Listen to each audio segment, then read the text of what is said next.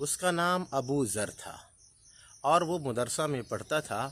اور جب مدرسہ سے واپس آتا تو پھر اپنے باپ کے ساتھ گھر کے باہر چارپائی بچھا کر اس کے اوپر ٹافیاں اور چپس وغیرہ سیل کیا کرتا تھا۔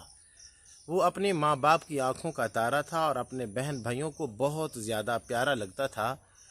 اور جب یہ باجوڑ کے اندر یہ دھماکہ ہوا، جمعیت علماء اسلام کے جو کارکن جمع تھے، وہاں پر ان کا کوئی اجلاس چل رہا تھا، تو جس کے اندر خود کش دھماکہ ہوا اور جس کے نتیجہ کے اندر کافی ساری تعداد میں جمعیت علماء اسلام کے کارکن زخمی بھی ہوئے اور شہید بھی ہوئے۔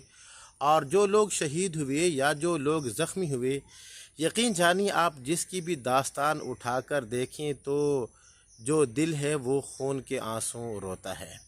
کوئی تو 4 بہنوں کا اکلوتا بھائی ہے اور کسی کے صرف پاؤں ملے اور باقی جو دھڑ تھا وہ بالکل غائب ہو چکا تھا، اور کوئی کس حالت میں ملا اور کوئی کس حالت میں ملا۔ یہ جو لوگ شہید ہوئے ہیں، ان شہداء میں سے ایک ابو ذر نامی بچہ بھی شامل تھا، جو کہ انتہائی زیادہ خوبصورت بھی تھا اور مدرسہ کے اندر قرآن مجید حفظ بھی کر رہا تھا، اور چھٹی کے بعد گھر آ کر اپنے والد کا ہاتھ بھی بٹایا کرتا تھا۔ جس دن اپنا اجلاس ہو رہا تھا، جلسہ ہو رہا تھا جمعیت علماء اسلام کے کارکنوں کا، تو ابو ذر نے بھی اپنے باپ سے اجازت طلب کی کہ میں جانا چاہتا ہوں۔ باپ کی اجازت مل جانے کے بعد ابو ذر نے کپڑے پہنے اور جو اجلاس ہو رہا تھا وہاں پر وہ شامل ہو گیا، لیکن اس کو نہیں پتہ تھا کہ یہ میں آخری مرتبہ اپنے گھر سے نکل رہا ہوں اور آخری مرتبہ اپنے بہنوں کے ہاتھوں کا دیا ہوا سوٹ پہن کر جا رہا ہوں، اور اب یہ میری آخری ملاقات ہے، اس کے بعد پھر میں نے کبھی واپس نہیں آنا۔ پھر کیا ہوا کہ خود کش دھماکہ ہو گیا، جہاں پر اور ڈھیر سارے لوگ شہید ہوئے، تو وہیں پر ابو ذر بھی شہید ہو گیا۔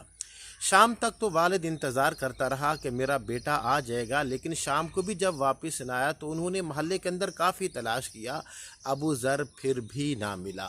تو جو رات تھی ان کی بڑی بے چینی اور بے قراری کے اندر گزری۔ جب صبح ہوئی تو ابو ذر کا باپ اپنے بیٹے کو تلاش کرنے کے لیے پہلے تو جلسہ گاہ میں گیا، وہاں پر کچھ بھی نہ ملا۔ پھر وہ ہاسپیٹل میں گیا جہاں پر لوگ زخمی پڑے تھے، ان زخمیوں کو جا کر دیکھا، اس کو پھر بھی بیٹا نہ ملا، جس کی وجہ سے اس کے دل کی جو دھڑکنیں تھی اب وہ تیز سے تیز تر ہوتی جا رہی تھی۔ پھر ابو ذر کا جو والد تھا یہ اس وارڈ میں گیا کہ جہاں پر ڈیڈ باڈیز پڑی ہوئی تھیں، یعنی کہ وہ لوگ جو شہید ہو چکے تھے ان کی باڈیز پڑی ہوئی تھیں۔ تو ابو ذر کا جب والد گیا تو اس نے پوچھا کہ جو بچوں کی وہ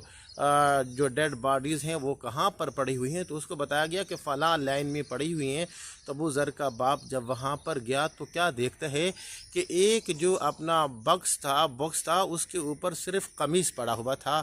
اور باقی کچھ بھی نہیں تھا۔ تو ابو ذر کے باپ نے پوچھا کہ یہ قمیص کس کا ہے، تو انہوں نے کہا کہ اس میں جو شہید ہونے والا وہ بچہ اس کا دھڑ غائب ہو چکا ہے، یعنی کہ جو سر ہے وہ نہیں ہے اور جو نچلا جو دھڑ ہے وہ سارے کا سارا وہ موجود ہے۔ تو ابو ذر کا جو باپ تھا وہ تھوڑا سا پریشان ہوا اور اس نے وہ قمیص اٹھایا اور گھر میں بھجوایا کہ آپ کے بھائی نے یہی قمیص پہنا تھا۔ تو جب یہ اپنا قمیص گھر میں پہنچا تو جب بہنوں نے دیکھا تو نہ چاہتے ہوئے بھی انہوں نے تصدیق کر دی کہ واقعی اس کلر کا جو سوٹ تھا، اس کلر کے جو کپڑے تھے وہ ابو ذر نے پہنے ہوئے تھے۔ پھر بہنوں نے پیغام بھجوایا کہ ہمارا بھائی ابو ذر کہاں ہے،